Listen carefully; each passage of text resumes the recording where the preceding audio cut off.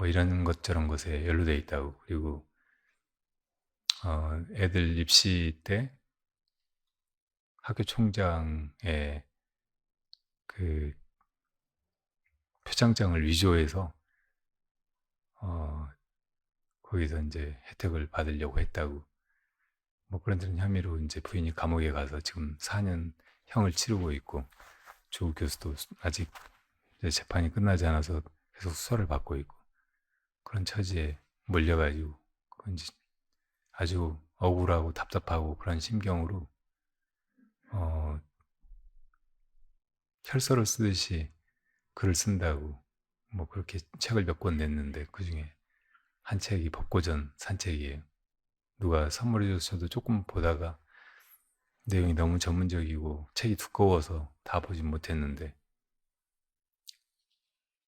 그걸 보니까 비로소 우리가 조국 교수하고 저는 이제 학교의 그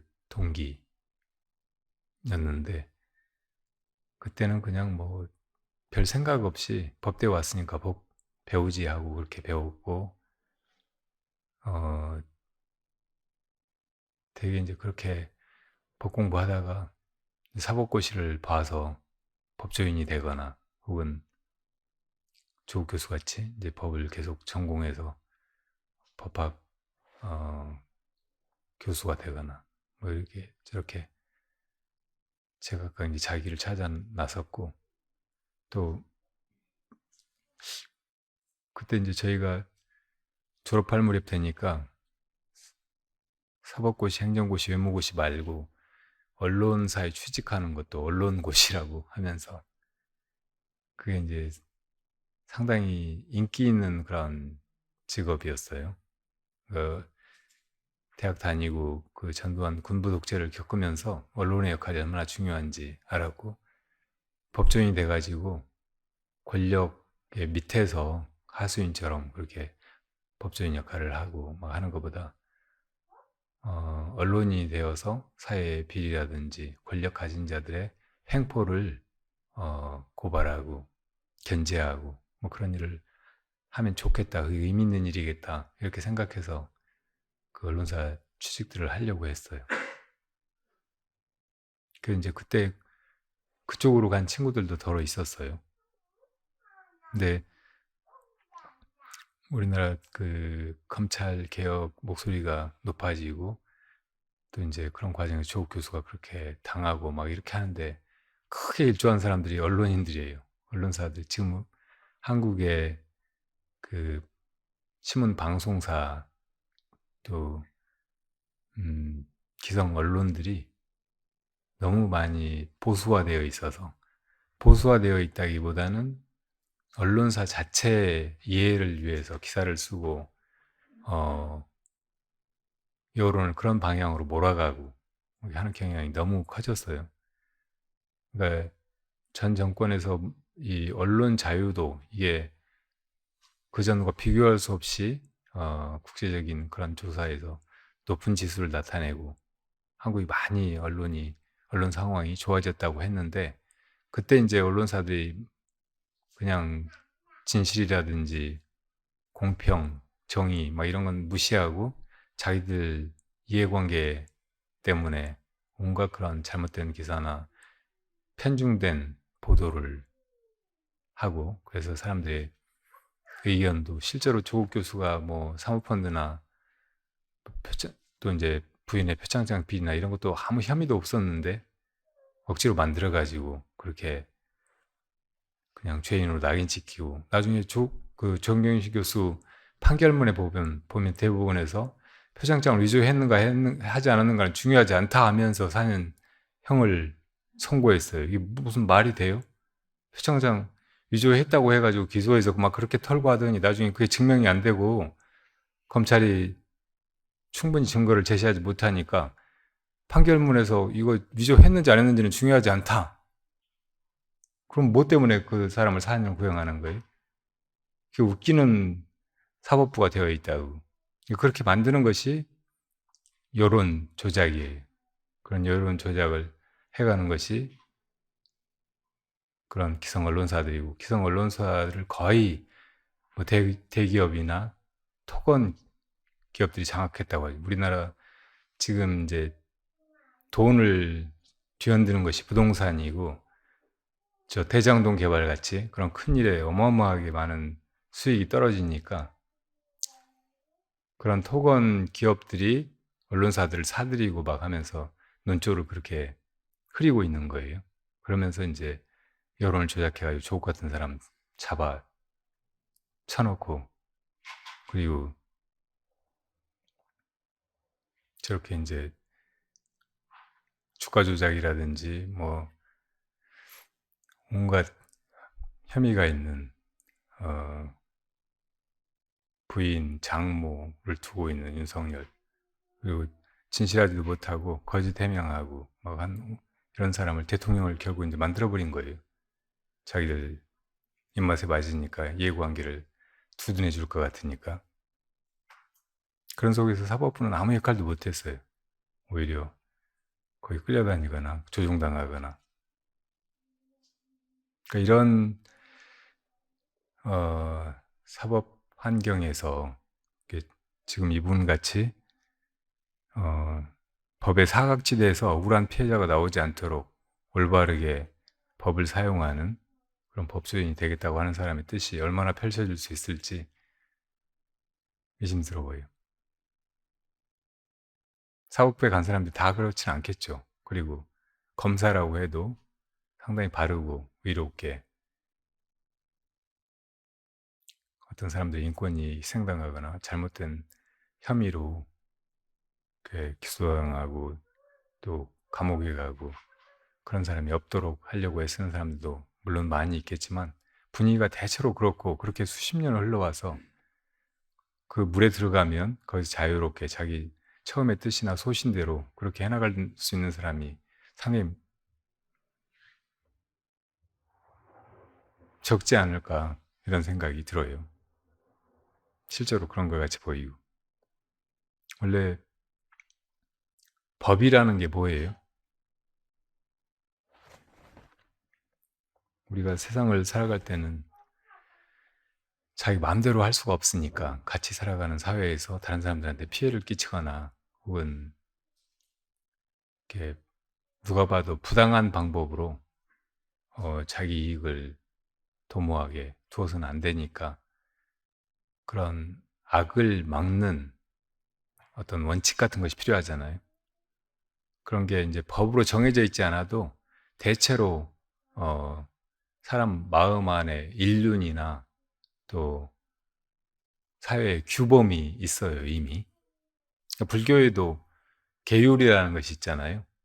부처님께서 우리를 열반에 이끌어 가시려고 그 길을 가르쳐 보이시고, 거기에 도움이 되는 그런 행동을 하고 그런 업을 쌓고 그렇게 살아가도록 가르치셨거든요. 그게 계율이라고 말해요.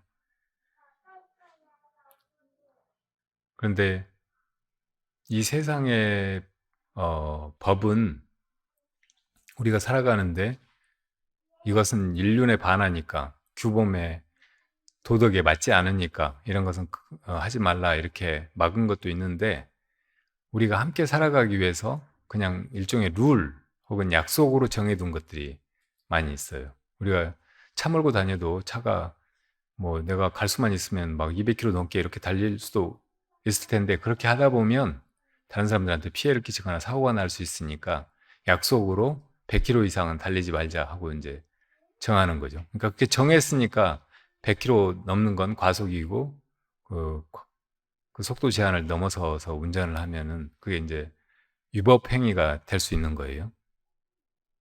그러니까 뭐 도둑질한다든지 다른 사람 재산을 약탈한다든지 누구를 죽인다든지 때린다든지 막 이렇게 하는 것은 인륜에 반하니까 그것을 하지 못하도록 막고 있는데, 교통법규 같이 우리가 함께 살아가기 위해서 질서를 유지하고 또 피해자가 나오지 않도록 하려고 이렇게 정해둔 것들이 있는 거예요.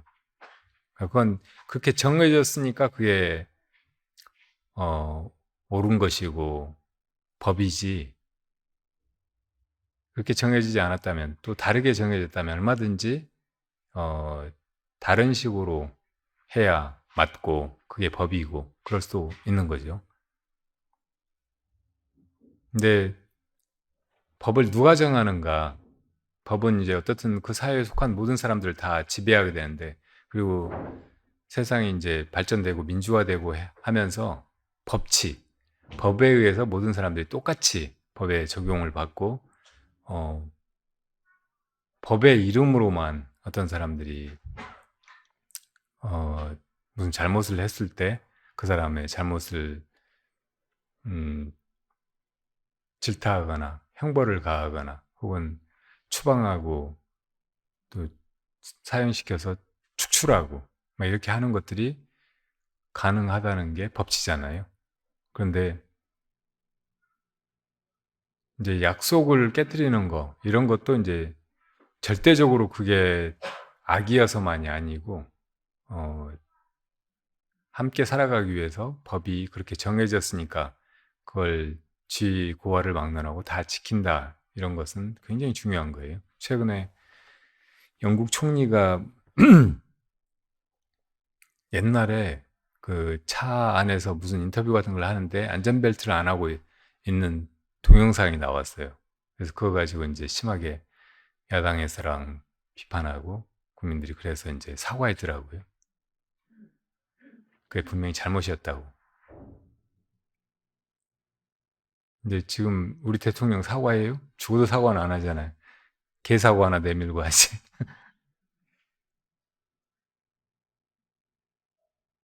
그 같은 법이 똑같이 적용돼야 되는데 적용이 안 되는 거예요. 일단 어떤 행위가 범법 행위라고 혐의가 생겼을 때 그걸 기소하는 사람이 검찰인데 그 검찰의 기소권이 남용되거나 검찰에게만 독점돼 가지고 그렇고 또 수사는 검찰이 하지 말아야 되는 자기가 수사해 가지고 자기가 수사한 대로 기소해 버리니까 수사와 기소가 분리가 안 돼서 여러 가지 또 폐단이 있고 억울한 사람들이 나오고 그런 이제 검찰권을 어, 남용해서 검찰 입맛대로 어떤 사람들을 죽이기도 하고 제거하기도 하고 견제하기도 하고 막 그렇게 해가고 있는 이런 현실이잖아요.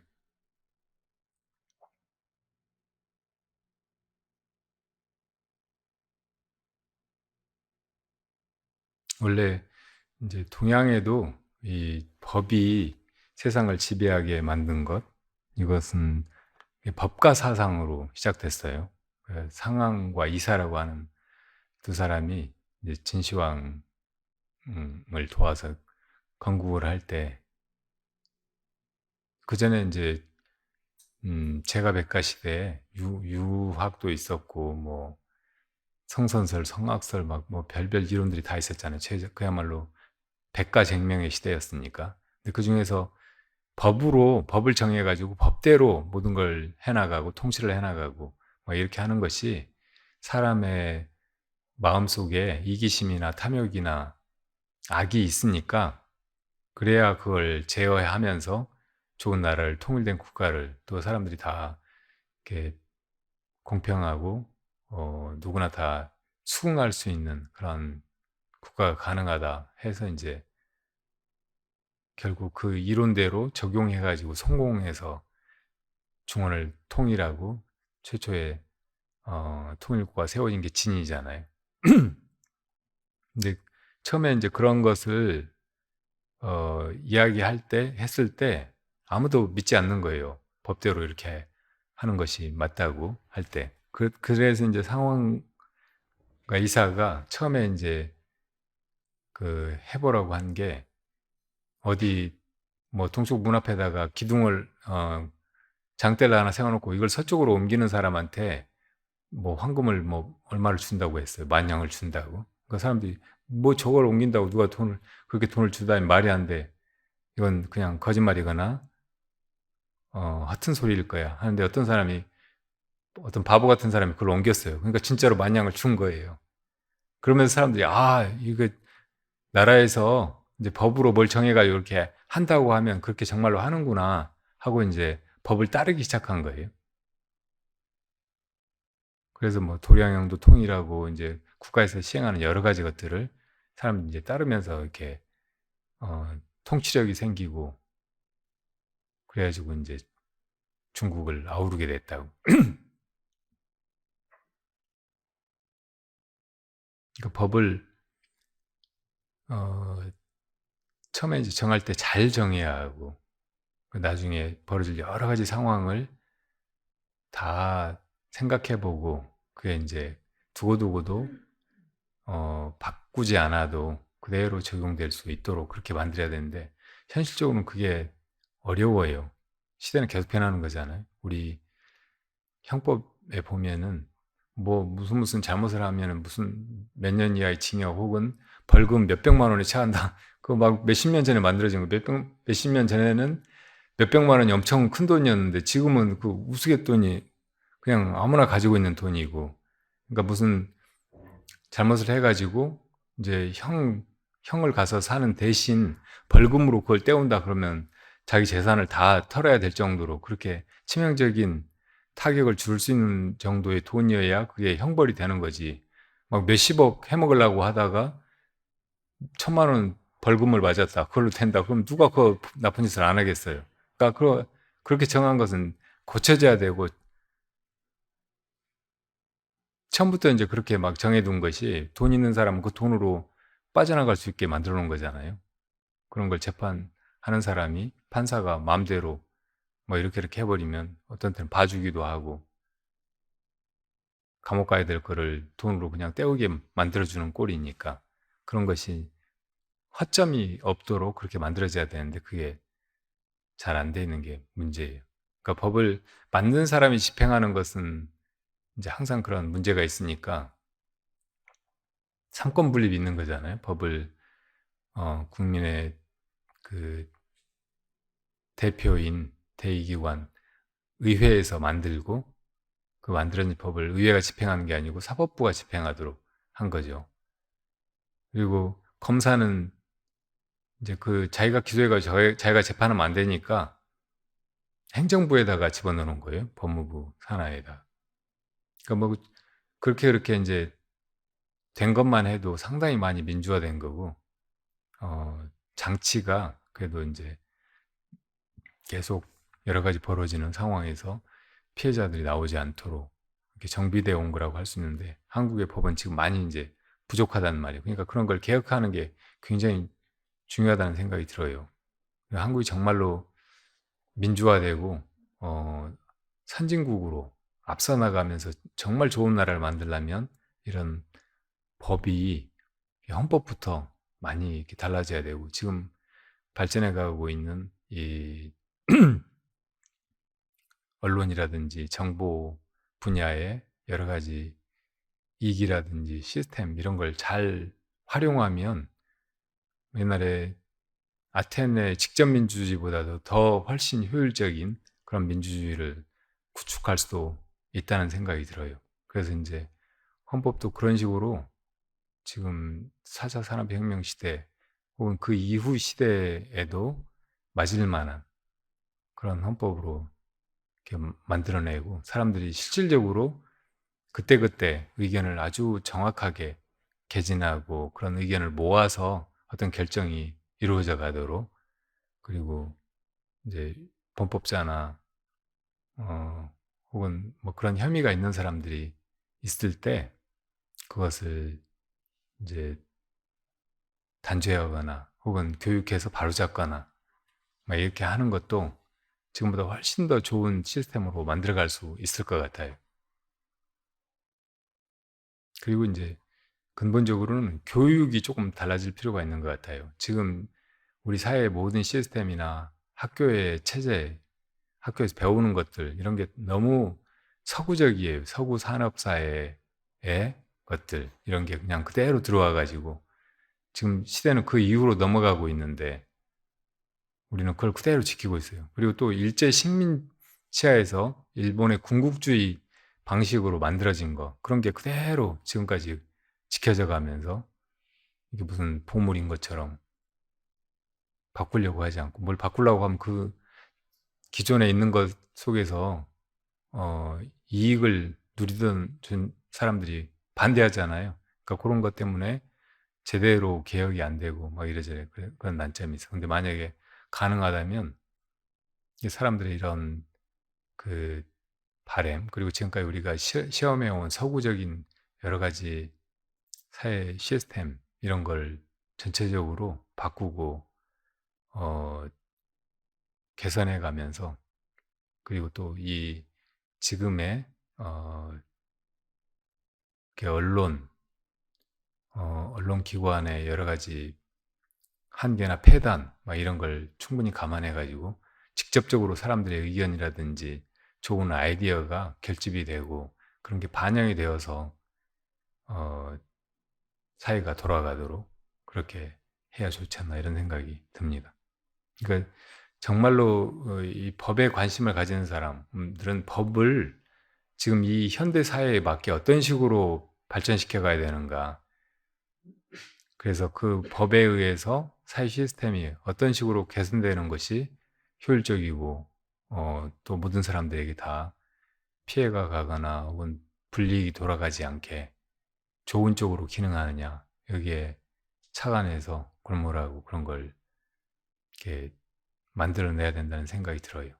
그러니까 이 사회나 미래를 디자인하는 사람들이 그런 머리를 모아가지고 어, 헌법부터 고쳤으면 좋겠어요. 그리고 사회의 모든 조직 시스템 이런 걸 다시 정비하고 그래가지고 해나가야지. 지금 이런 시스템이 민주주의니 뭐 혹은 공평한 거니 정의로운 거니 막 하면서 이 속에서 아웅다웅 하고 있으면 끝이 나올 것 같지가 않아요.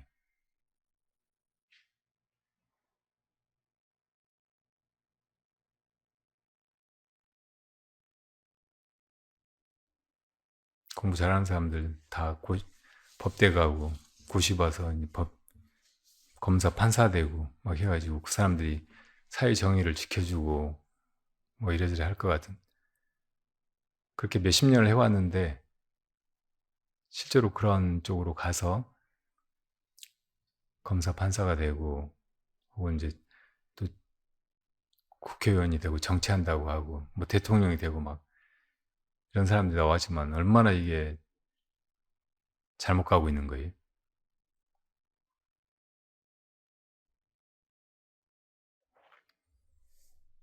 그러니까 이분한테 지금 제가 드리고 싶은 말씀은 진짜 법이 무엇인가 혹은 어떻게 기능해야 하는가, 그래서 지금 있는 법이라든지 있는 사회 시스템 안에서 내가 이걸 어떻게 밥벌이를 하거나 혹은 무슨 자리를 차지하거나 그럴까, 그렇게 고민하지 말고 그렇게 그냥 막연히 이 법이 필요한 거고 이 법을 잘 알면은 혹은 법조인이 되면은 내가 살아가는데 유리하고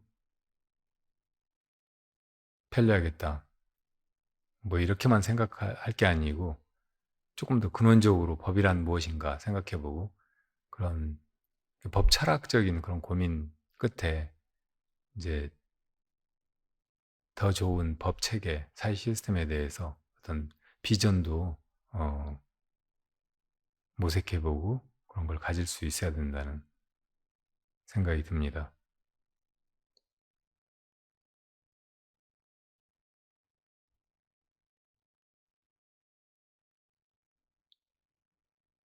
축구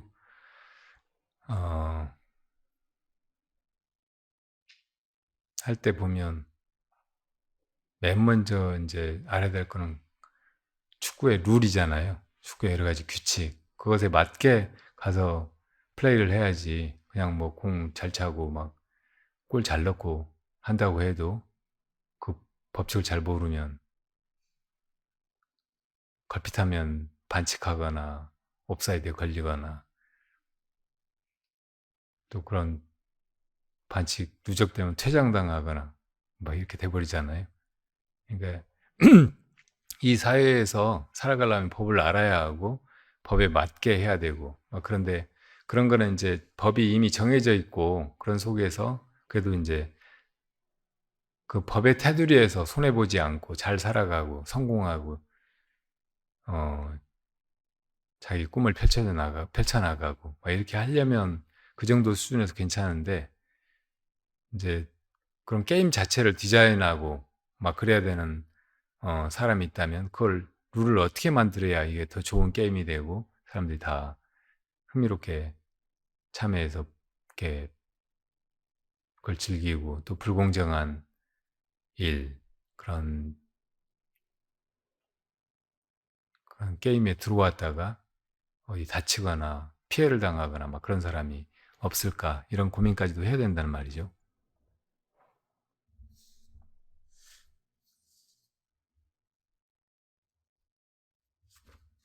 다음 질문들이 또 있어요.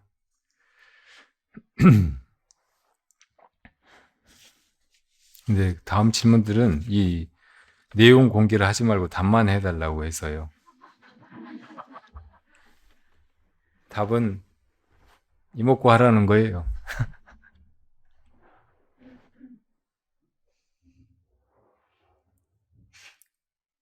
그럼 다 됐네요. 우리는 항상 답을 구해요, 답을. 근데 그 답보다 더 중요한 것은 질문입니다. 어떤 때는 질문을 가지는 것이 어떤 답을 얻는 것보다 훨씬 더 의미가 있고, 어, 또 이제 그 답에 실제로 잘 다가가게 해줘요. 우리가 예컨대 자기가 축구 선수인데 이제 공을 잘 차려고 훈련을 한다고 해봐요. 그럴 때 막 어디 가서 이제 배운다고, 공을 어떤 식으로 차면은 공이 어떻게 날아가고, 그럼 어떻게 어떤 지점에서 슛을 할 때 골이 잘 들어가는지 뭐 그런 걸 배울 수도 있단 말이에요. 또 이렇게 드리블 하고 갈 때 상대 수비수가 어떻게 움직일 때 어떤 식으로 그걸 빠져나갈 수 있는가, 이런 걸 배울 수 있죠. 근데 어디서 배워가지고 하는 거는 한계가 있어요. 실제로 적용해 보면 안 되는 경우도 많고, 그 기술을 고도로 연마해야 겨우 쓸 수 있고, 또 다른 상황이 되면은 그게 먹히지가 않아요. 그러니까 이런 축구 선수의 경우에도 언제까지나 똑같이 적용할 수 있는 방침은, 어떻게 해야 이 축구를 잘할 수 있을까? 어떻게 해야 드리블을 잘할 수 있을까? 어떻게 해야 슛을 정확하게 내가 원하는 곳으로 차 넣을 수 있을까?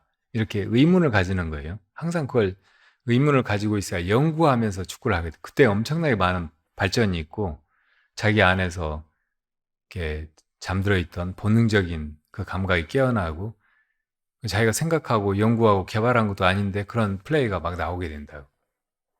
사는 것도 똑같아요. 이렇게 살아야 된다 하고 어디서 좌우명을 받거나 그걸 배워가지고 그걸 적용하면서 살려고 하기보다는, 어떻게 사는 삶이 좋은 삶일까, 그런 문제의식을 가지고 살면은 사는 동안에 항상 깨어있게 돼요. 어떻게 해야 잘 사는지 연구하게 되고, 그러다 보면 잘못 사는 경우가 거의 없어요. 답이 없는데도, 질문뿐인데도 답이 그 삶 속에서 순간순간 나온다.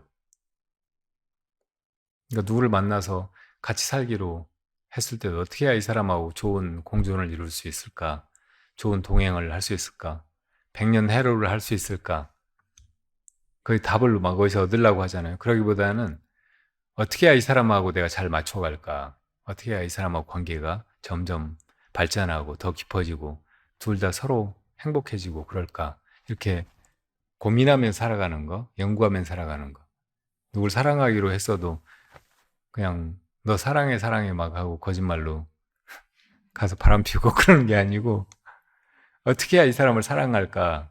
내가 이 사람한테 뭘 해줄까? 이렇게 고민하고 사는 게 진짜 사랑이라고. 하트도 그런 거예요. 이것이 무엇인가? 이걸 찾고 찾고 그거를 의문을 가지고 살다 보면 그것이 다 해나가고, 답을 얻지 못했는데도 이 삶 자체가 답이에요. 순간순간 그 속에 의미가 있고 보람이 있고 그게 행복하고 다른 사람한테 도움이 되고.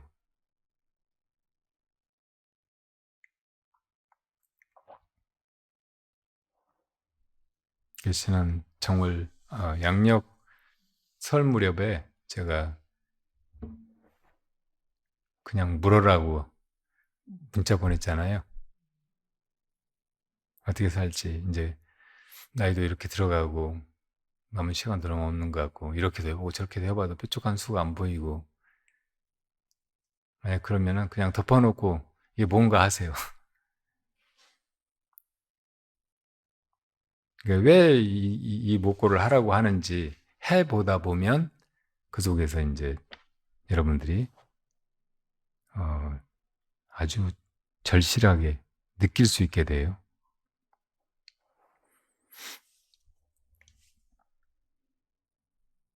어떤 분은 음, 우울증과 공황장애를 겪고 계시네요.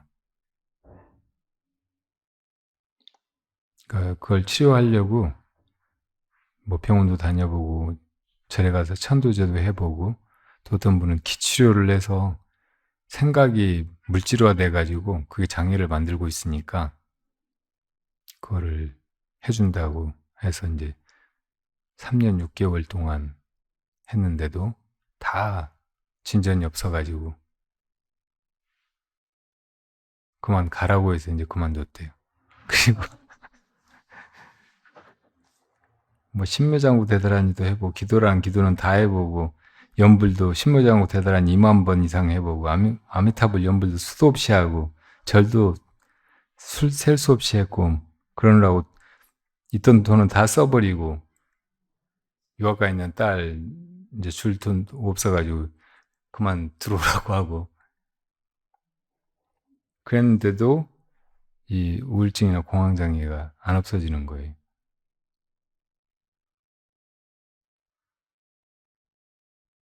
요즘에 어, 공황장애에 시달리는 분들이 아주 많은 것 같아요. 그리고 우울증은 대체로 다 조금씩 느끼고 가지고 있고 그냥 뭐 체념하고 살고 있고 그리고 더러는 이제 병원에 가보고 해도 병원에서는 뭐 약이나 주고 하지 약 먹어보면은 그때뿐이고 점점 이제 약에 그 둔감해지고 그러면 약을 더 강하게 처방하고 나중에 약에 휘둘리고 약에 중독된 것처럼 이제 벗어나지 못하게 되고 막 그러니까 이러지도 저러지도 못하고 그러다가 정신병자 비슷하게 이제 낙인 찍혀가고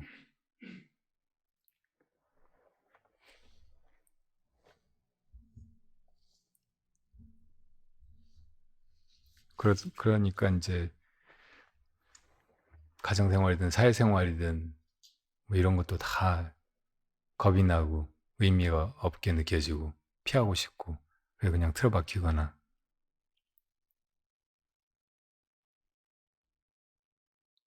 뭐 이제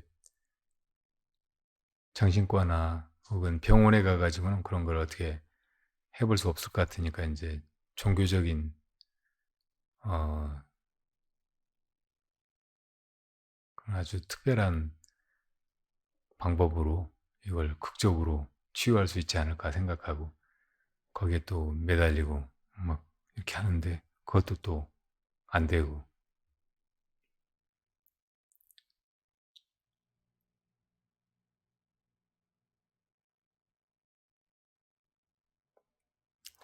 또 어, 다른 분도 자기 아들이 또 이제 그렇게 약간 심약하고 그 전에 이제 좀 정신적인 어떤 장애를 겪기도 했는지 또 그렇게 이제 아플 것 같은데 대책이 없고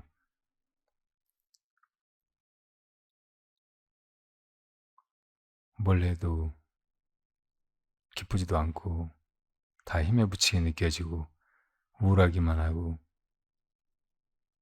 불행감이 떠나질 않고 거기서 벗어날 방법도 없어 보이고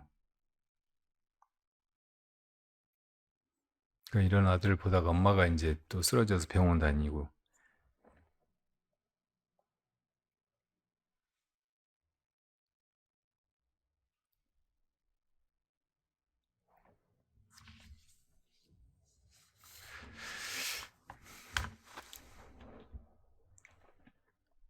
이런 어, 마음의 병이 만연해 있어요. 나 어떤 한 사람이나 몇 사람 소수가 그런 게 아니고 너무 많이 그러고, 또 그런 게 이제 전염병처럼 주위에 이렇게 그런 비슷한 분위기나 기운을 퍼뜨려 가지고 다른 사람들도 그렇게 말려들게 하고, 우리 사회 전반이 그렇고 이 현대 사회 전체가 뭐 동서를 막론하고 다 그런 것 같이 보여요.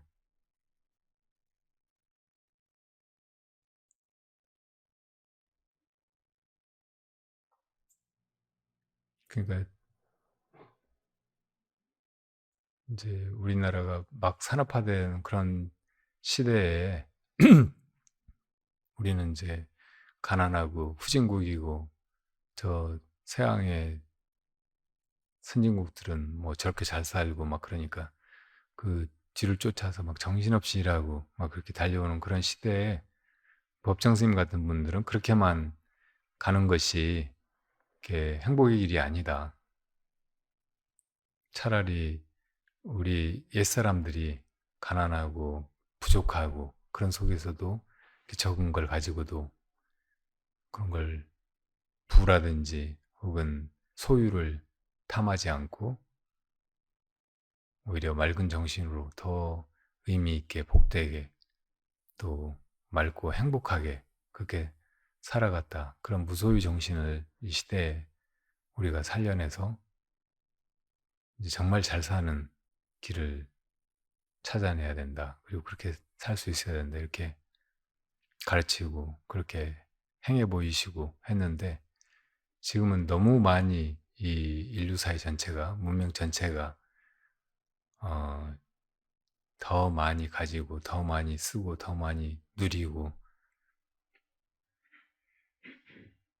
하는 것만을 향해서 막 이렇게 내닫다 보니까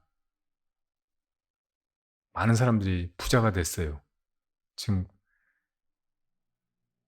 재산 몇 억이나 몇십억 안 가진 사람이 거의 없는 것 같아요. 서울에 가보면 아파트마다 막 몇십억이라고 하고, 다 아파트가 막 그런 데서 대충 그래도 살고 있잖아요.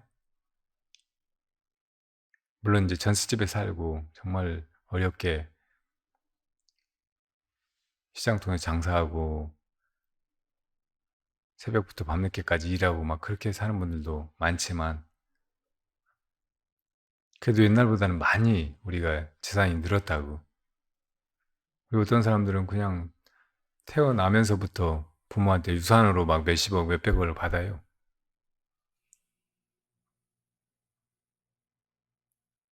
그런데도 아무도 행복하지가 않잖아요. 다 부족하다고 느끼고, 재산 더 늘려야 된다고 생각하고, 아파트 값 더 올라가길 바라고, 투기라도 해가지고 더 불려놔야 자손들한테 줄 것이 있고, 자기 노후가 그래도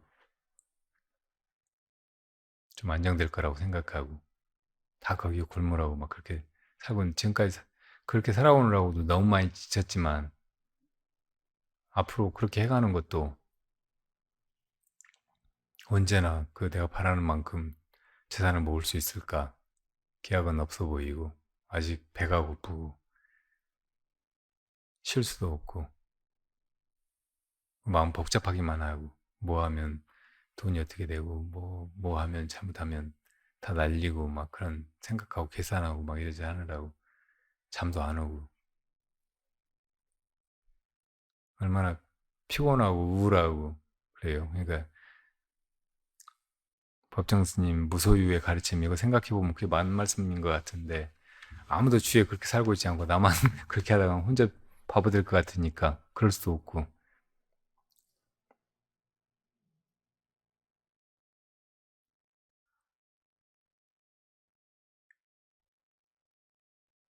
그러니까 이 시대의 흐름이 그렇게 잘못 가고 있을 때는 거기서 용기를 가지고 벗어나야 돼요. 벗어나는 것을 감행해야 돼요. 스님들이 출가하듯이 그런 무서운 흐름에서 길을 쓰고 어 탈출해야 된다고. 그렇게 인제 죽기 살기로 거기서 벗어나려고 해야 겨우 벗어나지지, 안 그러면 그냥 그 흐름에 휩쓸려 갈 뿐이라고. 끝은 뻔해요. 그러니까 뭐 지금 집에서 나오고 재산을 다 포기하고 어디다 희사해 버리고 막 그렇게 하지 않더라도 심리적으로 우선 거기서 벗어나야 돼.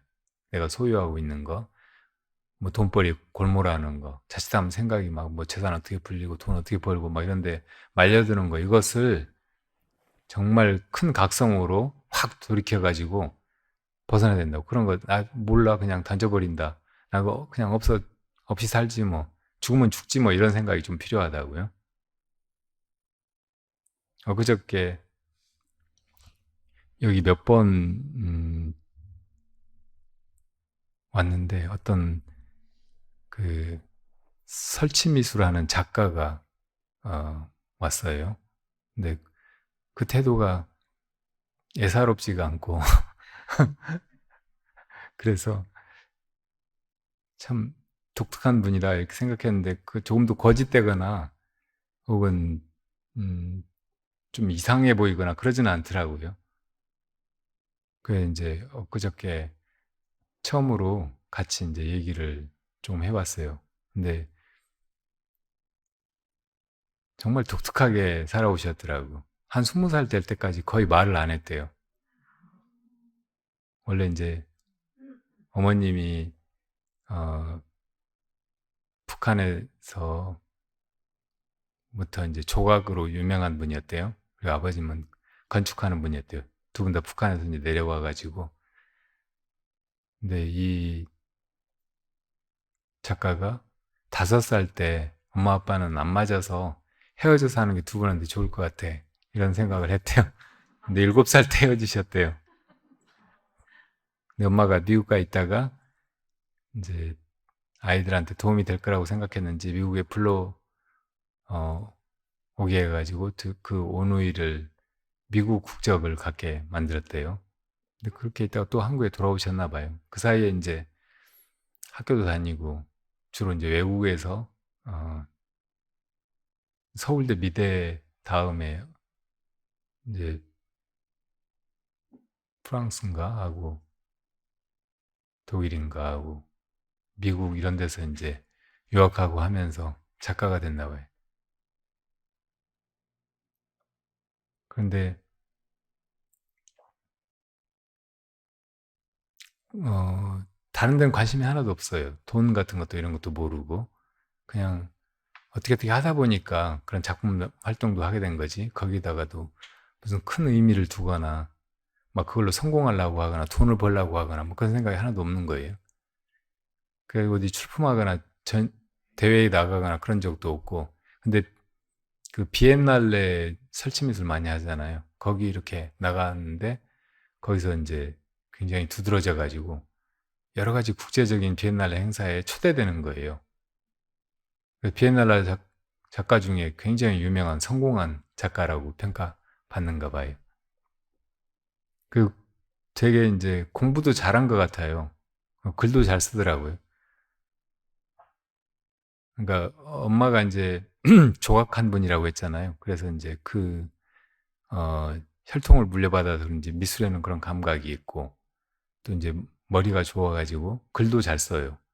그래도 관심이 많았는지 한국문학관이라는 데가 있는가 봐요. 한용운 시인이라든지 윤동주 시인 막 이런 분들의 친필 원고 같은 거를 거기다가 보관하고 있나 봐요. 그걸 운영하기도 하고. 그래서 자기가 하는 작품에도 이렇게 문학적인 어 시 같은 그런 글이라든지 혹은 청각적인 것들 뭐 이런 것이 같이 합해져 가지고 이렇게 설치미술을 만들고, 그런 게 인제 이렇게 많은 사람들한테 상당히 많은 어 반응을 불러일으키고 극찬을 받고 막 그런가 봐요. 근데 어머니가 한국에 살면서 개들, 유기견, 유기묘 막 이런 걸 많이 거둬가지고 막 수십 마리가 집안에 막 있고 그러니까 온통 개 소리 뭐 고양이 소리 뭐 그런 데서 살다가 나중에 자기가 이제 혼자 엄마한테서 떨어져 나와가지고 지내려고 개만 데리고 나왔는데 그 개하고 17년, 18년을 살았대요. 근데 그러면서 그 전에 이제 남자들은 다 막 자기 좋다고 따라다니고 막 어쩌고저쩌고 했는데 알고 보면 다 나쁜 놈들. 남자들은 진짜 안 되겠구나. 남자는 아주 여러 생을 여자로 태어나 보고 그렇게 약자의 처지, 그리고 이 여성적인 모성 같은 거, 이런 거를 길러보지 않으면, 자기가 그런 마음을 써보지 않으면 사람 되긴 안 틀렸겠구나. 그런 생각이 들었었대요.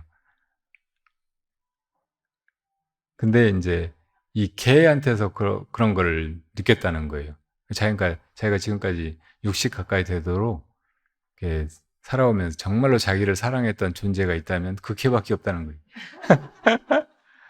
그 개가 그렇게 아파서 막 죽을 때까지 걔도 자기를 끝까지 지키려고 하고 그 똑같은 그런 사랑이나 충성심을 보이고 막 이렇게 하는 게 너무나 감동적이고 감사하고 진실하게 느껴지고 그랬다는 거예요. 충분히 그랬을 것 같아요. 제가 남자라서 이제 남자의 마음을 조금 알잖아요.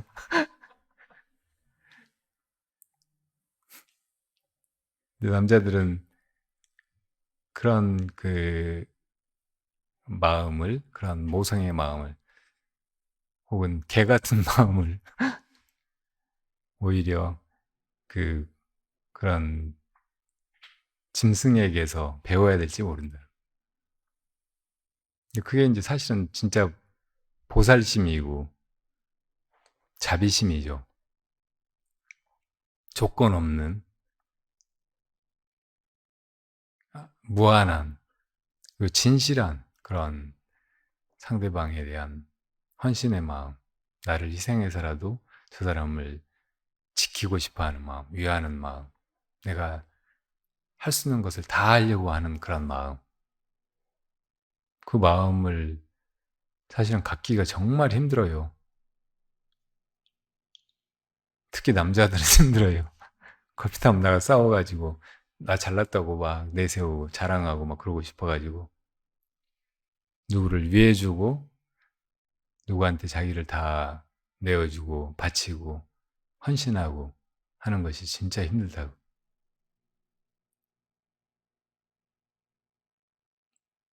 근데 또 여자들은 다 옳고 여자들은 남자들보다 탁월하게 우수한가? 그렇게 물으면 그것도 아니에요. 여자들도 문제가 많아요. 남자들보다 훨씬 고약한 심보가 많이 있거든요.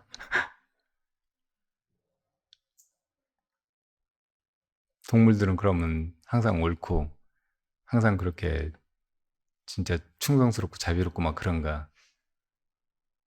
전혀 안 그래요. 개들도 자기 주인만 아니면 앞뒤 없이 그냥 막 가서 물어버리고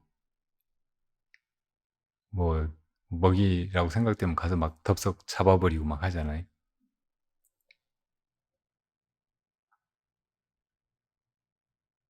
결국 완전한 마음은 불심, 보살심인데 그 마음을 우리가 사람들 속에서는 얘를 찾아보기 힘들고 배울 데가 없으니까 어떤 데는 동물들한테서도 배우고 그 남자들은 여자들한테서도 배우고 그럴 수 있으면 그래야 된다는 말일 뿐이죠.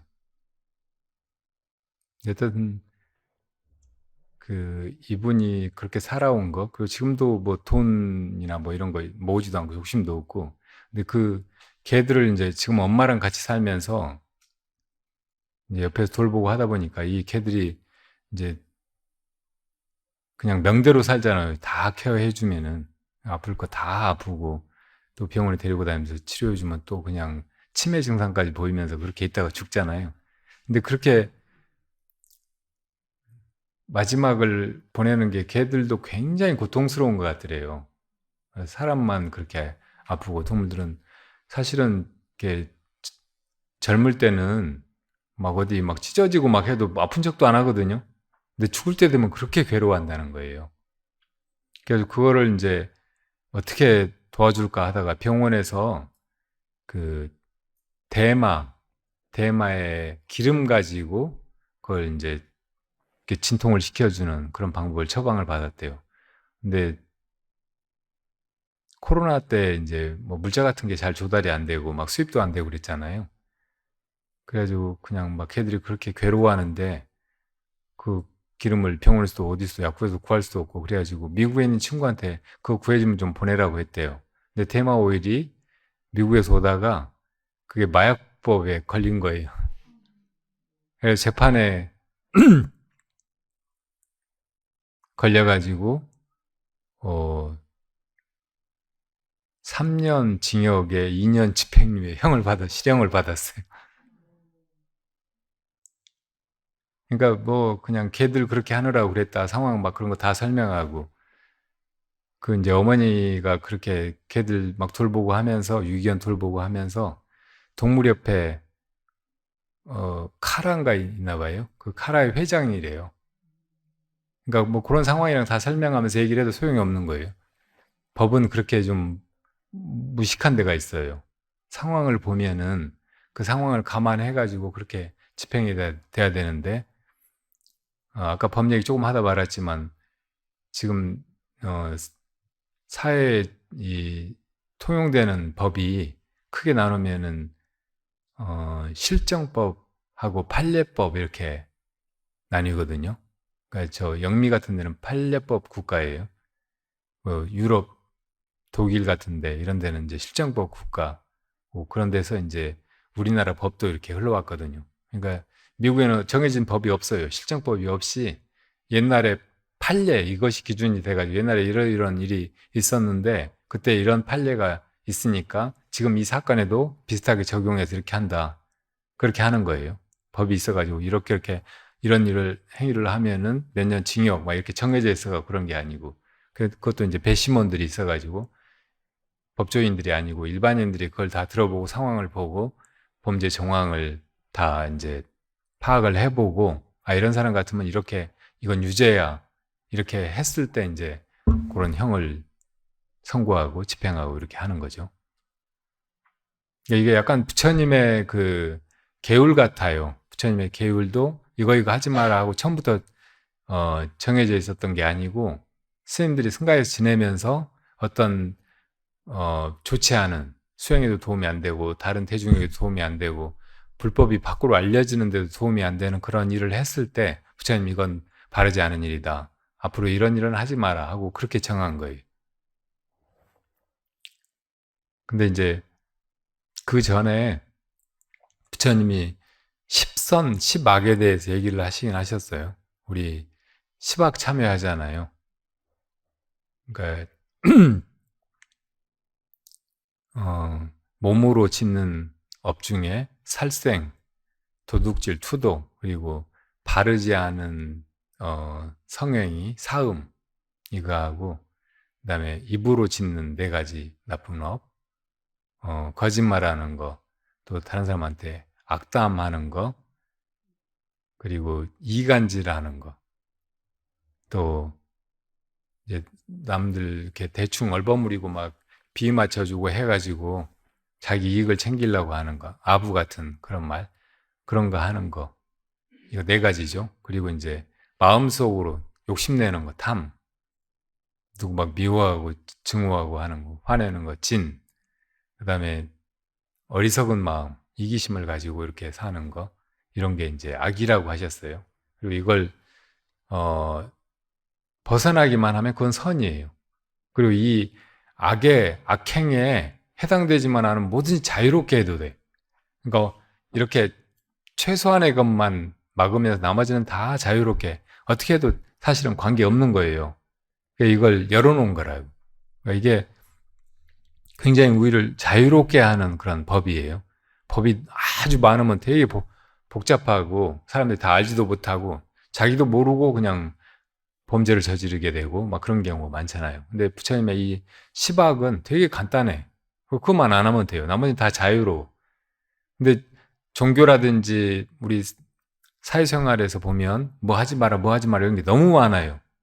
그리고 그런 게 임의로 정해져 가지고 너무 불합리하고 그냥 무슨 터부나 다름없는 것인데 그게 이제 그렇게 하면은 엄청 큰 범죄처럼 여겨지고 사회에서 막 추방되고 막 그러잖아요. 뭐 이슬람 여자들이 히잡만 안 써도 그게 범죄같이 그게 돼버린다고. 그러니까 이런 것을 바르지 않은 도덕관이라고 해서 부처님께서는 그런 것에서도 벗어나야 된다. 이런 걸 어려운 말로는 계금취견이라고 하거든요.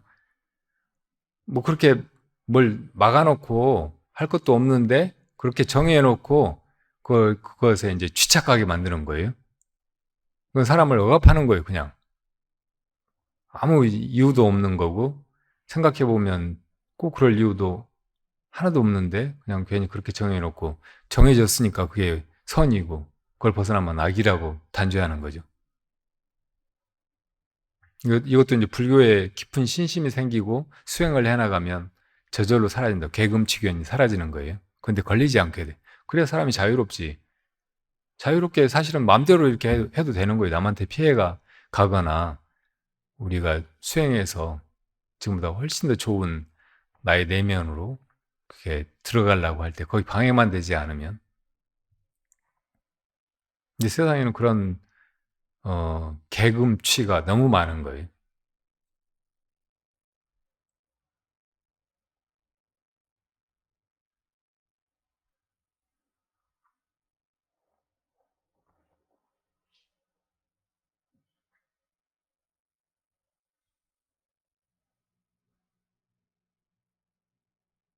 우리가 세상을 다른 사람들과 함께 살아가고 있고 다른 사람들의 어, 마음, 그 사람이 행복한가 불행한가, 또 그 사람이 존재하는 것에, 나와 같이 살아가는 것에, 또 주변의 조건들에 만족해 하는가, 그렇지 못한가, 이런 것도 굉장히 중요하죠. 그렇지만 다른 사람의 것은 내가 마음대로 어떻게 할 수가 없어요. 우선 중요한 건 내 마음, 내 주변, 그리고 나의 소유나 나의 관계, 뭐 이런 것이라고. 전적으로 내 문제고 내 마음의 문제예요. 이걸 잘 지켜가면서 최소한의 악만 범하지 않고 나머지는 자유롭게 살아서 그렇게 해가는 것이 좋고, 그보다는 더 큰 뜻으로 어떻게 하면 사람들 도울까, 어떻게 하면 사람들과 잘 지내면서 서로 조화를 이루고 이렇게 큰 도움을 주고받고 내가 빚지기보다는 사람들에게 은혜를 끼치면서 살아갈 수 있을까, 이렇게 고민하는 것이 훨씬 좋은 삶이라는 생각이 들어요. 그런 태도를 가지는 것이 중요하고, 그렇지 않고 너무 우리가 어떤 것에 강박적으로 집착하거나 죄책감을 가지거나 그러면은 이게 마음속에 우리가 살아있는 동안은 그 본질적으로 이 자아를 가지고 있고 이 자아가 무명이기 때문에 이 자아가 위협받거나 혹은 살해당하거나 부정당하거나 존중받지 못하면 어쩌나 하는 불안이 있거든요. 그러니까 이 불안이 자꾸 자극이 되면 안 돼. 살아가는 것이. 주위에서 이제 안전하게 보호해주고, 법 제도도 그걸 이렇게 잘, 편안하게 지켜주고 해야지.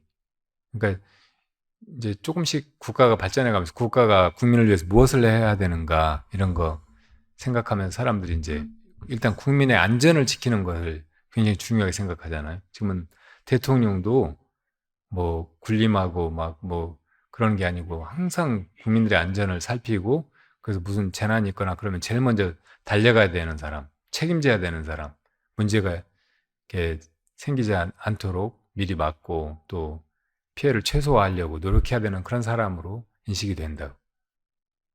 그러지 않으면 대통령 못하는 거예요. 그냥 어디 별관에 들어앉아가지고 TV나 보고 뭐 마약이나 하고 막 그러고 있어서는 안 된다고. 그러고 어디 술이나 마시고 여기에 놀러 나다니고 그러면 실언이나 하고 막 그래서는 안 되는 거예요. 어려운 일 있으면은 먼저 달려가서 피해를 막으려고 하고 또 잘못됐으면 사과하고 그래서 국민들의 지지를 받으려고 하고 그 지지를 바탕으로 해서 자기가 할 수 있는 걸 또 하려고 하고 더 좋은 정책이나 비전을 가지고 더 좋은 나라를 만들려고 하고 그런 사람이 정말 좋은 정치 지도자지. 그런 거 없으면 그런 지도자가 뭐 대통령이 뭐가 되려고 해서는 안 된다고.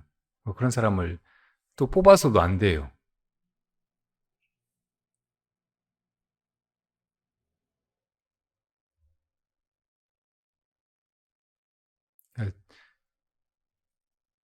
나라가 그렇고 세상이 그렇게 흘러가니까 사람들이 다 마음이 병들어가지고 불안하고 행복하지가 않고 그러니까 그냥 쉽게 우울증에 걸리는 거예요.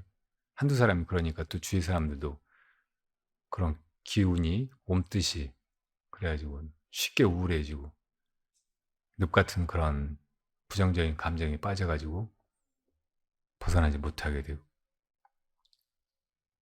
그러니까 크게 보면은 이제 이렇게 사회 혹은 국가의 존재 목적을 분명히 해가지고 체제나 시스템 전체를 훨씬 지금보다 이렇게 선진적으로 모든 사람들 낱낱이 다 보호하고 존중하고 자유롭게 살아가도록 그렇게 하면서 시스템이 그렇게 이제 뒤에서 조용히 사람들한테 걸리적거리거나 막 위압적으로 작용하는 것이 아니고 그렇게 뒤에서 기능하도록 그렇게 해가고 그리고 많은 것들은 이 지금의 그 AI라든지 전산 시스템 이런 데 맡겨버려야 돼.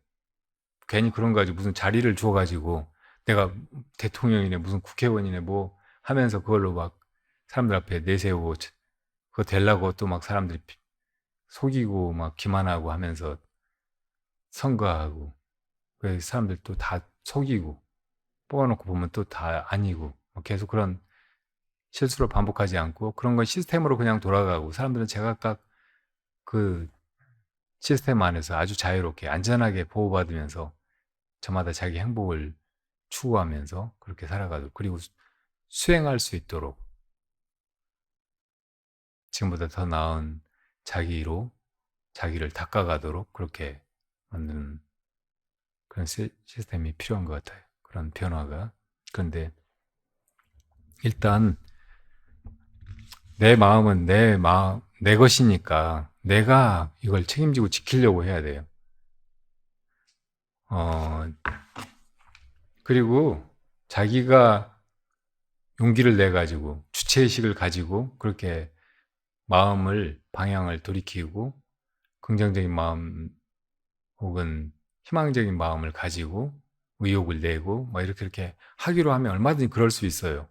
근데 우리가 이렇게 살아오면서 너무 이 사회의 어떤 규범이라든지 다른 사람들의 기세 막 이런데 어, 밀리고 위축당해가지고 너무 기가 죽어서 그런 마음을 자기가 일으킬 수 있다는 것조차 모르고 사는 경우가 많다고. 그러니까 막 해봐야 돼. 그리고 부모님이라든지 어른들은 아이들이 그렇게 할 때 너 그거 하지 마. 그건 너한테 안 좋아. 너 이 길로 가야지. 막 이렇게 하기보다는 아이가 하고 싶어 하면 그게 특별하게 잘못된 거 아니면 하도록 독려해 줘야 된다고. 너무 죽이지 말고 너무 어떤 틀에다 집어넣으려고 하지 말고 그냥 아이들이 그냥 원래 가지고 있는 생명력대로 마음속의 꿈대로 또 자기 타고난 취향이나 기질대로 뭘 이렇게 해보게 해야 된다고.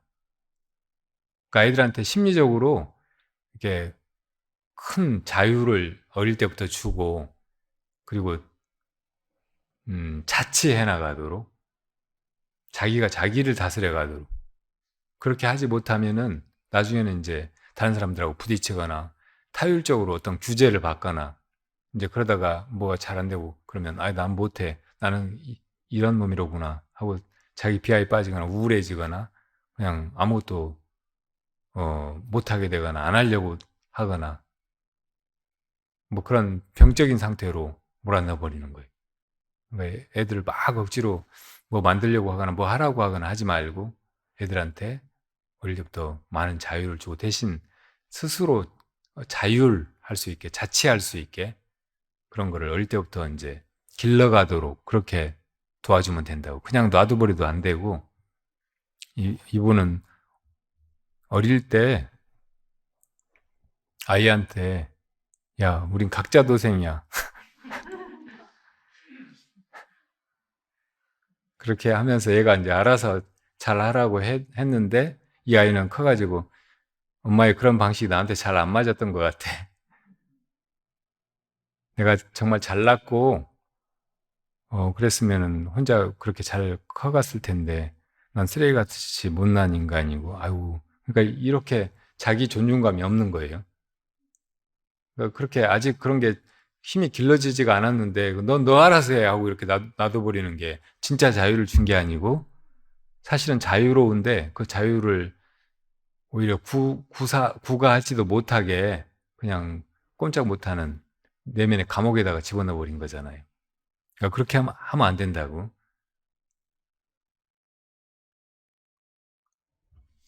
그러니까 이 사회 전체가 그러고 있고 지금의 학교 교육 시스템이 그러고 있고 어른들이 그러고 있고 막 그런데 이걸 빨리 깨트려가지고 교육에서 그러니까 우리 어른들이나 엄마들 아빠들부터 이 마음이 확 이렇게 달라져야 그러니까 아이들을 인정해주고 존중해주고 아이들이 알아서 해나가게 하고 다만 그것이 다른 사람들한테 피해가 가거나 혹은 자기 자신한테 도움이 안 될 때 그런 것을 유혹이라든지 그때 어린 나이에 느끼는 어떤 흥미 이런 것 때문에 그런 거를 막 이렇게 빠져들지 않도록 그렇게만 해가면 아주 나약해진다고.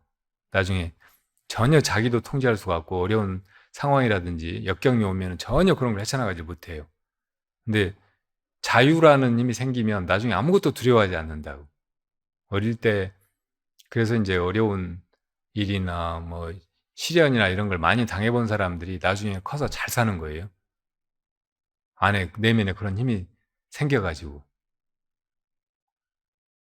그러니까 어릴 때 그냥 무작정 자유롭게 할 게 아니고 자기를 다스리는 힘, 자치하는 힘, 자율의 힘 이것을 길러줘가면서 아이를 자유롭게 키워야 된다고.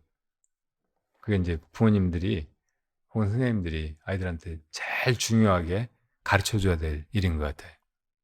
그러지 않으면 크면서 애들이 반드시 이제 엇나가거나 혹은 완전히 그냥 기가 죽어가지고 더 살려고 하지 않고 포기해버리고 부모를 또 이제 잔소리꾼, 간섭하는 사람, 정말 싫은 사람, 떠나고 싶은 사람, 돈만 주고 빨리 죽었으면 좋은 큰 사람으로 느끼게 만들어버린단 말이에요.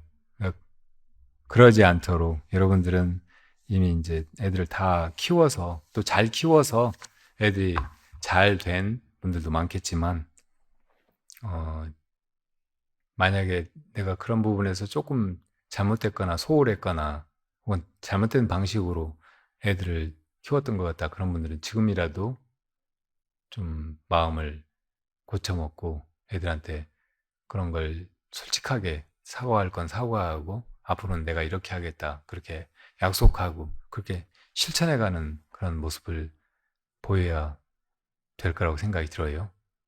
그리고 그렇게 해가면서 이제 사실은 부모님도 어른들도 마음이 병이 들어요.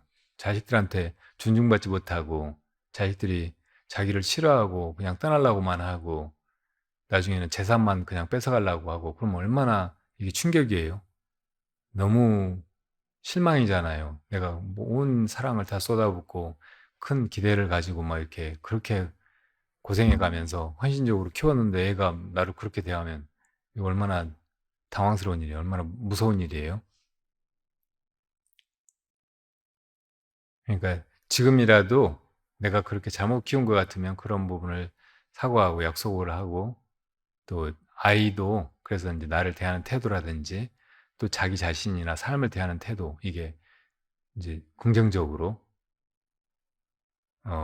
바뀌게 하고, 그래서 새 의욕을 가지고 희망이나 꿈을 가지고 다시 일어서게 도와줘야 돼요. 이분 질문 내용이 읽어보면 아주 도움이 될 것 같은데 공개를 하지 말아달라고 해서 제가 두리뭉실 그냥 이렇게 대답을 하고 맙니다. 이분들은 그냥 지금 절에 오시지도 못하고 거의 집에 틀어박혀서 그런 공황장애나 우울증에 시달리고만 있는 것 같아가지고 되게 안타까운데, 이렇게 인터넷을 통해서라도 질문을 하고 또 답을 들을 수 있게 되어 다행이에요. 어떻게든 이 불법의 실오라이 같은 년이라도 닿으면은 그걸 놓치지 말아야 돼. 다른 데서는 사실은 답을 얻을 수가 없거든요. 온통 다 속여가지고 여러분들이 가지고 있는 걸 다 털어먹고 그걸 부풀려 준다고 했다가 오히려 여러분들의 행복을 뺏어가는 경우가 많아요. 부처님은 원래 아무것도 안 가지신 분이고 아무것도 안 가지고 있으면서 여러분들한테 모든 걸 다 주려고 하는 분이고, 여러분들을 이 세상에 또 여러분 인생의 주인이 되게 하려고 하는 분이잖아요. 이런 분 만났을 때 정말 이제 나를 다 바친다, 이분을 끝까지 믿고 따르겠다, 이런 마음을 가지고 여기에 귀의해야 돼. 그러면 여러분들이 지금 겪고 있는 공황장애나 우울증이나 막 이런 것이 나중에는 그게 약이 되었구나. 그래도 그런 병고가, 장애가 나한테 닥쳐서 내가 이렇게 귀한, 너무나 아름답고 완벽하고 거룩한 법을 만나게 되었구나. 그리고 이 법이 나를 정말로 내가 간절하게 구하던 나의 완성이나 행복, 대자유의 세계에 이끌었구나. 이렇게 회고하게 될 거예요. 그런 길로 빨리 들어와서 함께 나아가셨으면 좋겠습니다. 시간이 너무 많이 지났는데 여러분 개인적인 질문 있으면 영자보살님 오셨는데 안 하려고 했는데 스님 감사합니다. 네네, 좋아요. 저기 너무 우울하고 막 너무 그래서 어깨가 막 아파요. 그냥 듣고 있으니까요. 네, 그런 얘기 듣기만 해도 네, 듣기만 해도. 이제 보살님의 짐은 다 벗어던졌는데 남의 짐이 보살님 네. 어깨를 짓누르네. 너무나 그래서 어떻게 너무 어깨가 아파가지고 네. 이거 질문을 꼭 드려야 되겠습니다. 질문은 아니고 스님께 들려드리는 말씀이에요. 네. 12월 31일 날 우리 큰언니가 돌아가셔가지고 발인을 했어요. 네. 그날 발인을 날이랬는데 정말 내가 있어 가장 지금 저 스님 말씀 듣고 나니까 가장 밑바닥에서만 70 몇 년을 살았는데 그날 처음으로 죽는 순간에 어떻게 주인공이 되는 거예요.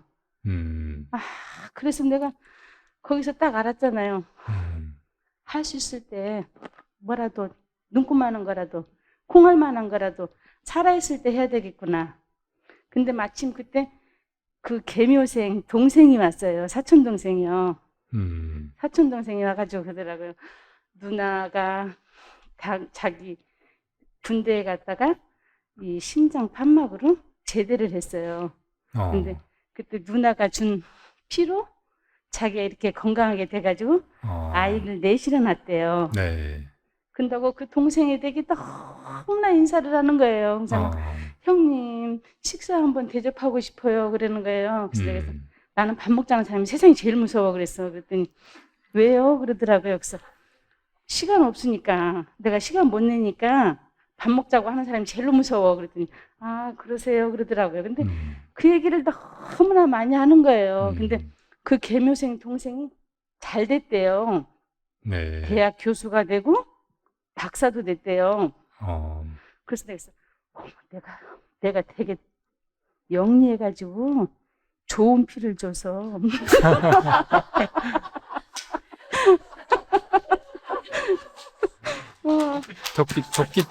토끼띠가 네. 나중에 잘 된대요. 노후에. 네. 나이 들어서. 토끼가 뒷다리가 길잖아요. 네. 그래서 토끼 몰이 할 때 산 위로 몰면은 잘 올라가요. 잘 도망가요. 그런데 산 아래쪽으로 몰면 앞다리가 짧고 뒷다리가 기니까 막 꼬꾸라지고 뒹굴고 하다가 잡히거든요. 뒷다리가 길어서 네.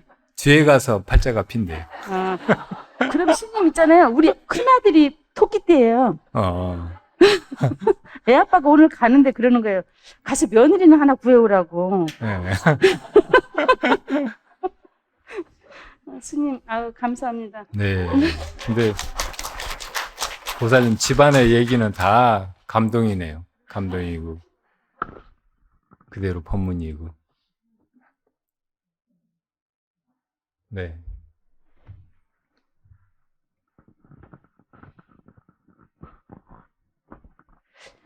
스님, 오늘 그 편지에 대한 그 본문을 너무 잘 들었고요. 들으면서 많은 생각을 했는데, 그 해답은 그분이 이렇게 법화림에 와서 자녀를 데리고 와서 스님하고 뵙고 얘기 나누고 차담하면 그런 어떤 부분이 싹 없어지지 않겠나 하는 그런 네. 생각을 하게 됩니다. 저도 뭐 그 아이 처음에 버파림에 오면서 아이의 문제로 이 버파림에 발을 내딛게 네. 되었고, 그래서 이제 아이도 너무나 지금 아주 그 제가 생각하는 것보다 더 굉장히 열심히 잘 살아가는, 네. 예, 그래서 항상 감사하게 생각합니다. 그리고 아까 그 아이들 키우는 데 있어서 이제 저도 교직에 있다 보니까 그 우리 저 한국의 부모님들은 너무 아이한테 많은 걸 주고 이렇게 네. 시키려고 통제하고 지시하려고 하는 게 네. 너무 강해서 어쩌면 자꾸 아이의 그 어떤 심성대로 키우지 못하고 해서 네. 크면서 뭐 우울이나 여러 가지 정신적으로 힘들어하는 경향이 굉장히 많이 나타나는 것 같더라고요. 네. 그래서 이제 북유럽 같은 경우에는 애가 3, 4살부터 자기 행동에 있어서 선택권을 언제든지 애가 자기가 자율적으로 좀 이렇게 선택을 해가지고 거기에 대해서 책임도 지고 하는 그런 교육을 유치원 딱 들어가면 그때부터 시작해서 대학까지 계속 그게 굉장히 강화된다 하더라고요. 네. 그래서 아이 스스로 자립하고 그 세상과 공존하는 그런 어떤 교육을 받을 수 있도록 나라에서부터 또 부모님들도 신경을 굉장히 많이 네. 쓴다. 그런 네. 얘기를 많이 들었어요. 네. 그래서 우리나라도 이제 그 초등학교의 어떤 교육의 혁신으로서 그런 게 굉장히 강조되고 있거든요. 아이들을 아주 다행이네요. 예, 다양하게. 네. 그런데 지금 중고등학교가 조금 문제인 네. 것 같아요. 중고등학교가 아직까지 수능이라는 대학 입시제도 예. 이게 있고 예. 그래서 이제 그걸 향해서 막 모든 학생들이 다 경쟁적으로 막 돌진해야 되고 예. 학부모나 선생님들도 다 거기에만 그냥 골몰하고 애들 거기로만 막 몰아대고 예. 이런 게 좀 많이 바뀌어야 되는데 근데 교육 시스템도 문제지만 선생님들이나 그 부모님들의 마음이 먼저 바뀌는 거 이게 제일 중요한 것 같아요. 사람 마음이 모든 것의 주인이고 제일 앞서 나가는 것이고 다른 것들은 그 그림자로 따라오는 거라서 지금 어린 학생들의 모습이나 그런 불행이 사실은 어른들의 마음에서 그렇게 잘못되고 있고 아이들의 마음을 그렇게 제대로 일깨우고 존중해주고 길러주지 못해서 생기는 문제들이고 현장에서 그렇게 교육을 하면서 살아오신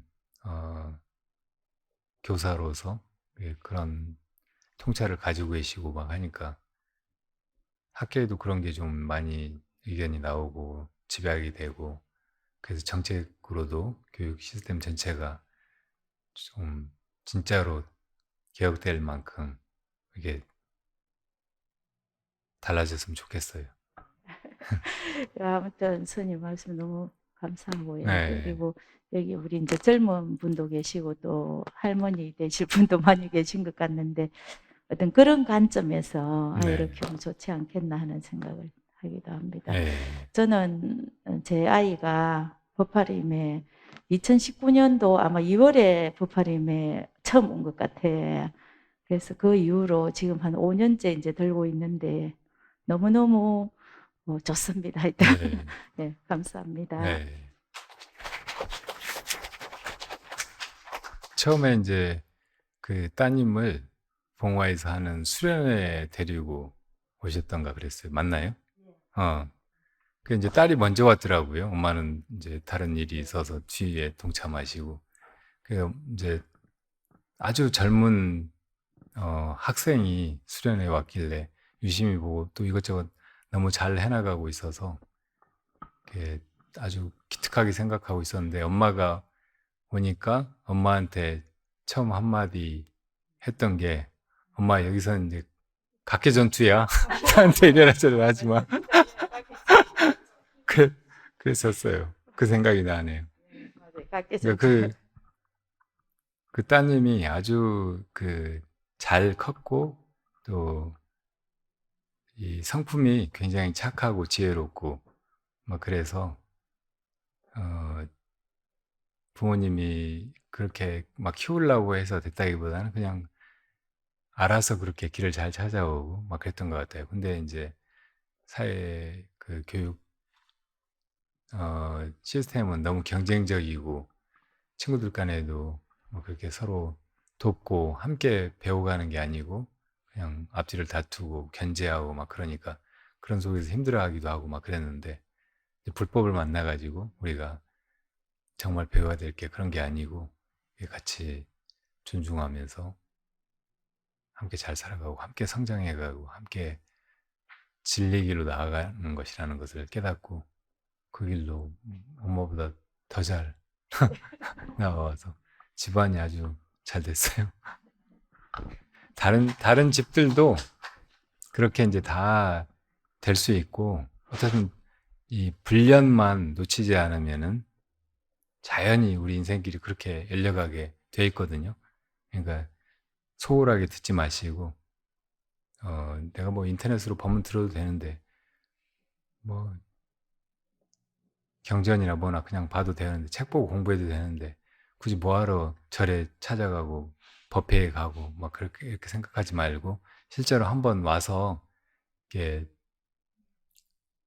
살아있는 승가 현전 승가 속에서 이렇게 잠시라도 있어보고 예불이나 공양이나 이런 것도 같이 해보고 또 법문 듣고 같이 앉아도 보고 같이 이목구 해보고 막 이렇게 하면은 이게 이제 실감이 나요. 그리고 아 이렇게 가는구나 하는 확신이 들고 이 순간은 큰 흐름을 가지고 있어가지고 내가 별로 노력하지 않아도 그 흐름을 타고 그냥 저절로 같이 가게 해준다.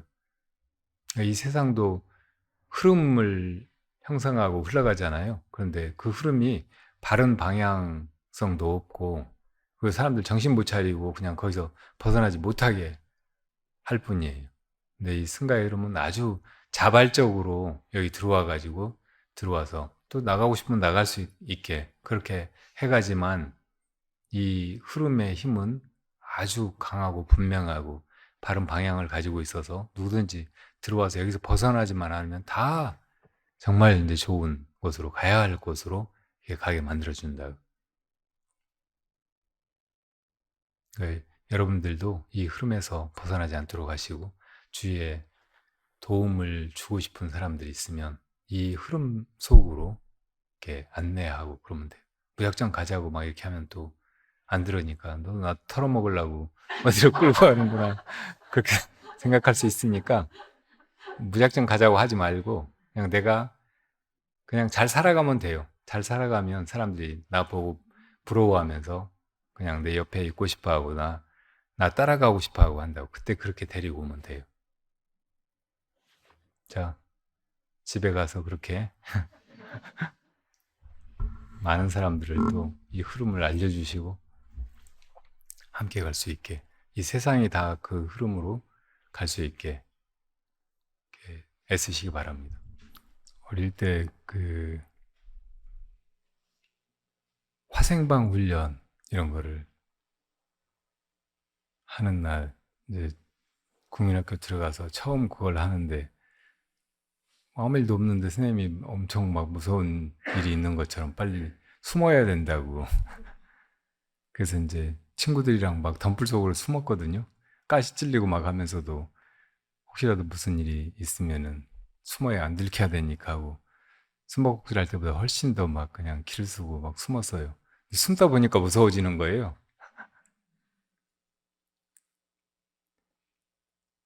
또 더 어릴 때 이제 그 애가 동생이 울면은 이제 안 울게 하려고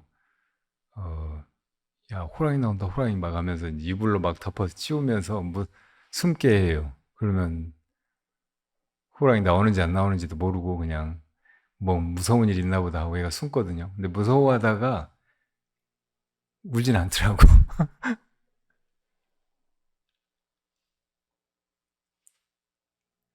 여러 가지 형태의 그 불행감이나 불만족감,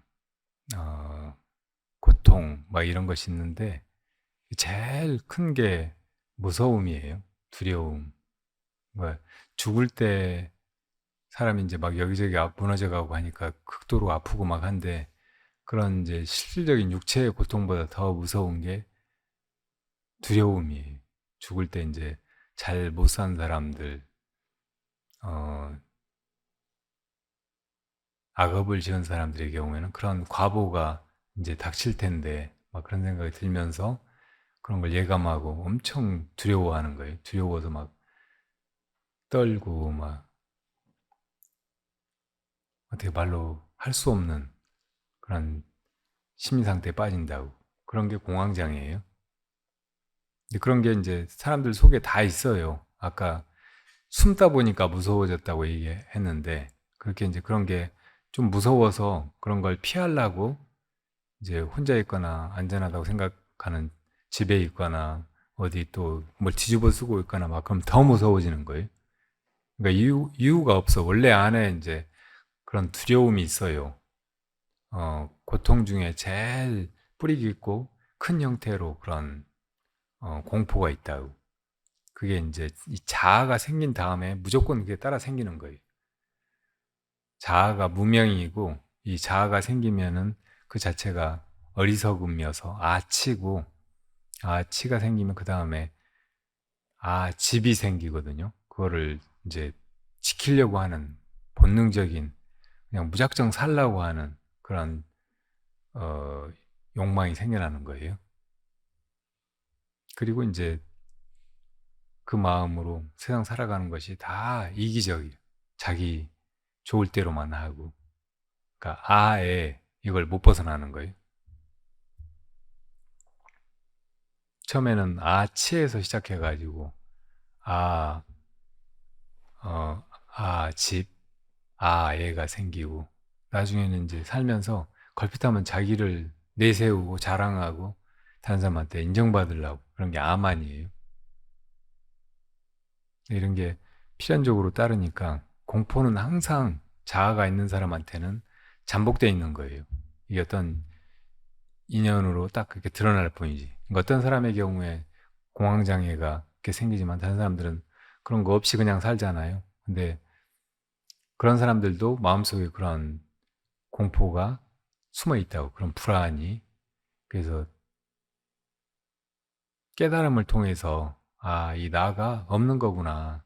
나가 환이고 나라는 것이 내 마음이 만들어낸 하나의 개념, 하나의 정체성, 아이덴티티 이런 것에 불과하구나. 이렇게 이제 스스로 통찰해야 그 반야에 의해서 이 아상이 깨뜨려져 나간다고. 그러면서 이제 아, 집, 또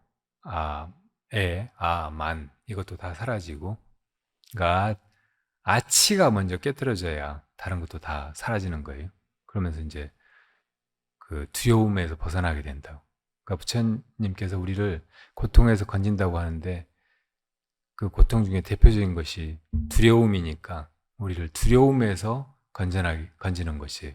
부처님이 보이는 이 수인 이 부처님의 오른손이 이렇게 하고 있잖아요. 이것이 이제 두려워하지 말아라. 두려워할 것 없다. 나가 없는데 무슨 죽음이 있고 죽음을 두려워할 일이 뭐가 있느냐. 이런 뜻이라고.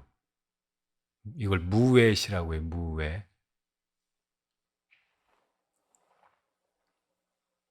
이런 이제 수인을 무외인이라고 해요.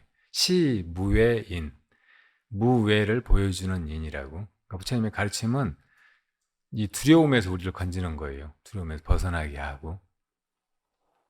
그러니까 공황장애 이거를 약 먹고 혹은 뭐 몇 마디 말 들어가지고 벗어나기는 되게 힘들어요. 근데 이거를 잘 살려가지고 수행의 길로 나아가고, 그래서 자기가 본래 없다는 거, 아가 어리석은 생각으로 그냥 지어낸 것에 불과하다는 것을 스스로 돌이켜볼 수 있으면 단숨에 그 공포에서 그냥 벗어나 버린다. 그 공포뿐만 아니고 모든 두려움에서 다 벗어나 버리는 거예요.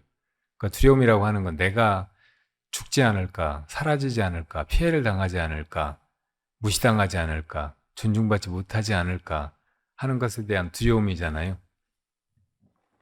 근데 나가 없는데 뭘 두려워하고 뭐가 죽고 뭘 잃어버리고 하겠어요. 그래서 그런 두려움이 즉각적으로 다 사라져 버린다고, 동시에. 그러니까 그런 길로 바로 들어가도록 하는 것이 그런 공황장애, 모든 두려움에서 즉각적으로 벗어나는 제일 정확하고 좋은 길이에요. 그러니까 그런 길을 부처님이 가르쳐 보시는 거고, 그걸 한마디로 하면 이것이 무엇인가라고.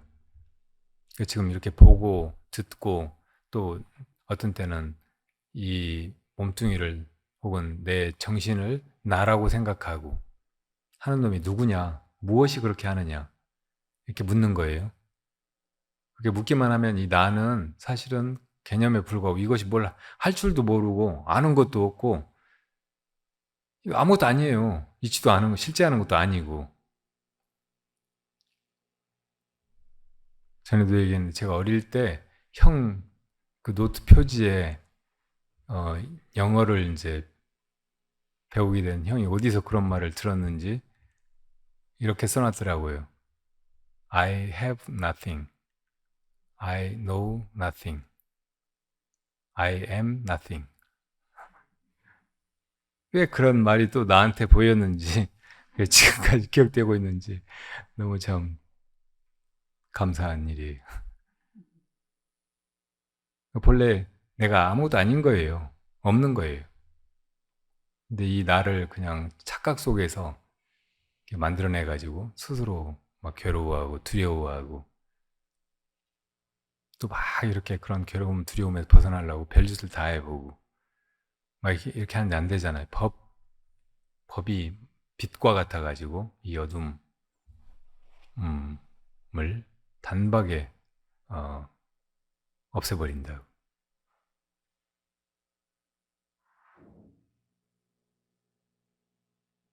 이런 법을 이제 실제로 닦아서 증험해 보려고 하는 것이 승가이니까 승가에 와서 이렇게 이제 같이 해가면 돼요. 우선 좋은 승을 만나고 부처님을 만나고 또 도반들을 만나고 해보면 벌써 많은 두려움을 가져버려요.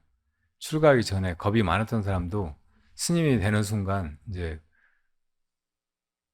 별로 겁대가리가 없어가지고 없어져가지고 산에서 혼자도 잘 지내고 밤에도 안 무서워하고 사람도 안 무서워하고 완전히 딴 사람이 돼버린 것 같이 반은 그냥 먹고 들어가거든요. 그러니까 여러분들도 마음속에 그런 두려움이 있다는 것을 잘 알아차리고 그런 두려움을 잘 활용해야 돼. 발심 중에 제일 강한 발심이 포구 발심이라고 해요. 두려운 거예요. 이 생사가, 내가 생사 속에 있다는 것이, 언젠가 나한테 죽음이 닥쳐온다는 것이 두려워져야 여기서 벗어날 마음을 낸다고. 아, 불나서 내가 이거 죽겠구나. 그래야 그 집에서 뛰쳐나갈 생각을 할 거 아니에요? 어떻게든 안 타 죽으려고 방법을 막 찾게 된다고. 그렇게 이제 두려워하면서 이 생사를 벗어나려고 해야 되는데, 공황장애가 생긴 사람은 잘 됐죠. 그 두려운 발심을, 두려워해서 생사에서 벗어나려고 하는 발심을 그렇지 않아도 해야 되는데, 그런 마음이 이미 났으니까. 그리고 거기서 벗어나는 길을 부처님이 분명히 가르쳐주고 계시다고. 그러니까 와서 빨리 배워가지고 그 길로 죽기 살기로 도망쳐야 돼.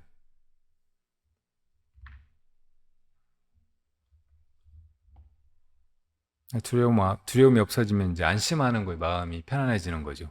아무것도 무섭지 않아. 이대로 괜찮아요. 죽는 것도 안 두렵고 고통도 안 두렵고. 아까 그 작가가 평생 아팠대요. 몸이. 어릴 때부터 그냥 계속 아픈 거예요. 병원에 가도 병명도 모르고 나중에 이제 암이 걸린 적이 있었대요. 병원에서 암 걸렸다고 하니까 선생님 감사합니다 그랬대요. 아직까지는 병명도 모르고 원인도 모르는 채 아팠는데 이제 비로소 암이라는 걸 알아가지고 그게 그렇게 시원하더라는 거예요. 그 말을 듣는 순간. 그리고 이제 암은 좀 이따가 나았고 근데도 계속 이제 아프고 막 그런데 최근에서 이제 안 아프게 됐대요. 그냥 누구나 다 지금도 여러분 어딘가 불편하잖아요.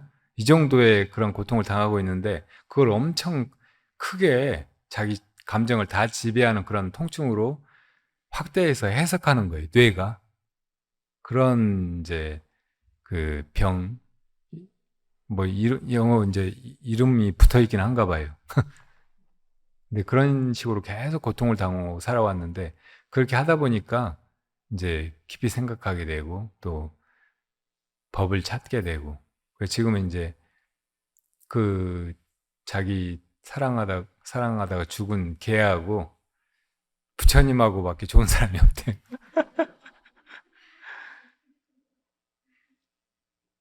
그 이 길로 이끌어준 그런 고통이 너무 감사하다는 거예요. 그리고 이제 고통이 하나도 안 두렵대요. 그 죽을 때 이제 막 어떻게 얼마나 괴로울까 막 이래저래 사람들이 걱정하고 한 자기는 하나도 안 두렵고 엄청 극악한 고통을 당하면서 죽었으면 좋겠대요.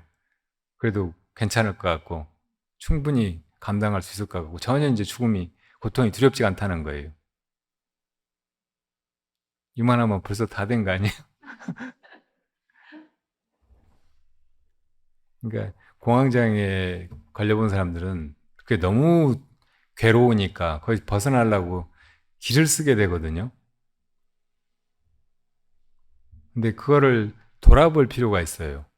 그리고 받아들이고 맞서고 제가 그 옛날에 뭐 저도 이제 공황장애 비슷한 그런 심리 상태에 빠진 적이 있어가지고 그걸 이기려고 밤 12시 넘어가지고 낮에 가도 무서운 산에 막 올라가서 앉아있고 막 그랬다고 했잖아요.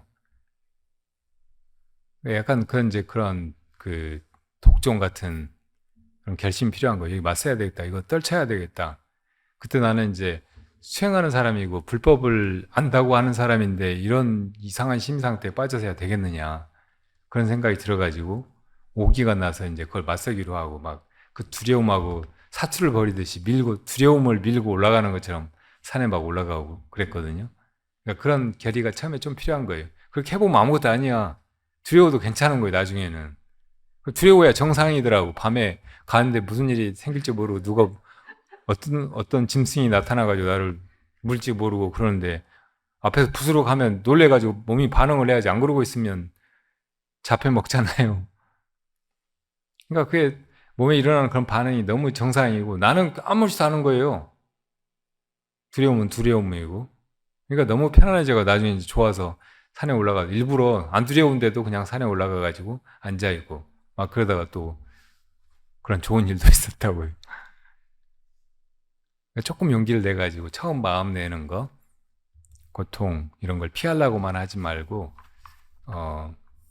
맞서서 이것의 정체가 무엇인지 그리고 이게 다 마음속에서 일어나는 거라면 도대체 무엇이 공포를 일으켰느냐 이 공포를 느끼고 있느냐 이렇게 물을 줄 아는 거 이것이 아주 단순하고 간단하고 그냥 자기 혼자 아무 데서나 할 수 있는 것인데 이것이야말로 너무나 간단하게 이게 막 몇십 년 묵은 혹은 천년 묵은 고통을 단숨에 잘라버린다고. 자, 그렇게 해보세요. 그렇게 집에서 되면은 더 좋고 안 되면 절로 빨리 오세요.